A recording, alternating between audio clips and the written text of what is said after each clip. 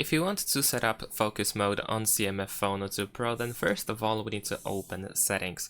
Once you go to settings, scroll down in order to find the digital well-being and parental controls.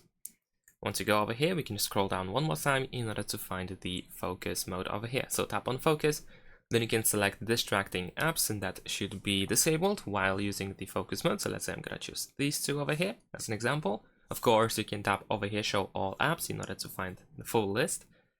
And you can manually turn on and turn off focus mode by using this button. While using the focus mode, you can also take a break for a couple of minutes, and then it will automatically go back. While using the focus mode, these distracting apps are disabled. You cannot use them at all until the focus mode is off, or unless you are in a break. And of course, we can also create a schedule. So if you press set a schedule, you can make the focus mode automatic. And that's it. Thanks for watching. Leave a like and subscribe to my channel, and see you in my next videos. Bye.